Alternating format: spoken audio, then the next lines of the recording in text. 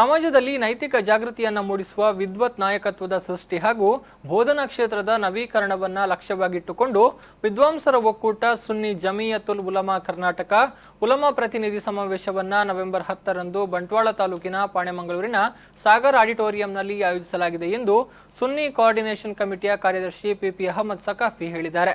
ಮಂಗಳೂರಿನಲ್ಲಿ ಸುದ್ದಿಗೋಷ್ಠಿಯಲ್ಲಿ ಮಾತನಾಡಿದ ಅವರು, ಇತ್ತೀಚಿನ ಸರ್ಕಾರ ತಳಿತಾ ಇರುವ ಕೆಲವು ನಿಲುವುಗಳು ಹಾಗೂ ನ್ಯಾಯಾಲಯ ನೀಡ್ತಾ ಇರುವ ಕೆಲವು ತೀರ್ಪುಗಳು ಮುಸ್ಲಿಂ ಧಾರ್ಮಿಕ ಸ್ವಾತಂತ್ರ್ಯವನ್ನ ಪ್ರಶ್ನಿಸುವಂತಿದೆ। ಇದರ ಬಗ್ಗೆಯೂ ಚರ್ಚಿಸಿ ಮುಸ್ಲಿಂ ಸಮುದಾಯದ ಭಾವನೆಗಳನ್ನ ಸಂಬಂಧಪಟ್ಟವರ ಗಮನಕ್ಕೆ ತರಬೇಕಾಗಿದೆ।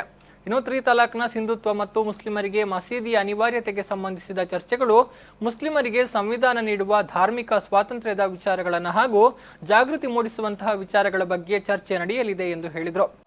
ಮೊಹಲ್ಲಾಗಳಲ್ಲಿ ವಿದ್ವಾಂಸರು ಮಸೀದಿಗಳಲ್ಲಿ ಮತ್ತು ಮದ್ರಸಾಗಳಲ್ಲಿ ಸಮಾಜಕ್ಕೆ ನಾಯಕತ್ವವನ್ನು ನೀಡ್ತಾ ಇದ್ದಾರೆ। ಈ ವಿದ್ವಾಂಸ ಪ್ರತಿನಿಧಿಗಳನ್ನು ಸೇರಿಸಿ ಒಂದು ಪ್ರತಿನಿಧಿ ಸಮಾವೇಶವನ್ನು ಆಯೋಜಿಸ್ತಾ ಇದ್ದೇವೆ। ನಾಳೆಲ್ಲ ನಾಡದು ಶನಿವಾರ ಪಾಣೆಮಂಗಳೂರಿನ ಸಾಗರ ಆಡಿಟೋರಿಯಂನಲ್ಲಿ ಆಯೋಜಿಸ್ತಾ ಇದ್ದೇವೆ। ಈ ಪ್ರತಿನಿಧಿ ಸಮಾವೇಶದ ಉದ್ದೇಶ ಅಂತ ಹೇಳಿದ್ರೆ, ಸಮಾಜದಲ್ಲಿ ಇತ್ತೀಚೆಗೆ ಹೆಚ್ಚುತ್ತಿರುವಂತಹ ಅನೈತಿಕತೆಗಳು ಹಾಗೂ ಕೆಡುಕುಗಳು, ಯುವ ಜನಾಂಗ ಹೆಚ್ಚಾಗಿ ಕೆಡುಕುಗಳಲ್ಲಿ ಮುಳುಗುತ್ತಿರುವಂತಹ ಒಂದು ಪರಿಸರವನ್ನು ಇವತ್ತು ನಾವು ಕಾಣ್ತಾ ಇದ್ದೇವೆ।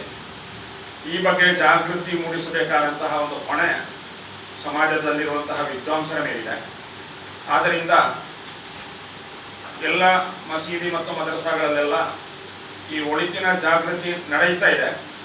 ಆದರೆ ಆ ಸಂದೇಶಗಳನ್ನು ಹೆಚ್ಚು ಪರಿಣಾಮಕಾರಿ ಆಗುವಂತೆ ಅವರಿಗೆ ತಲುಪಿಸುವ ಸಲುವಾಗಿ ನಮ್ಮ ಈ ಸುನ್ನಿ ಜಮೀಯತುಲ್ ಉಲಮಾದ ಜೊತೆ ಕಾರ್ಯದರ್ಶಿ ಎಸ್ಪಿ ಹಮ್ಜಾ ಸಕಾಫಿ, ಸುನ್ನಿ ಜಮೀಯತುಲ್ ಉಲಮಾದ ಸದಸ್ಯ ಯುಕೆ ಯೂಸುಫ್ ಸಾದಿ ಮಠ, ಸುನ್ನಿ ಜಮೀಯತುಲ್ ಉಲಮಾದ ಸದಸ್ಯ ಇಬ್ರಾಹಿಂ ಮದನಿ ಮತ್ತಿತರರು ಉಪಸ್ಥಿತರಿದ್ದರು।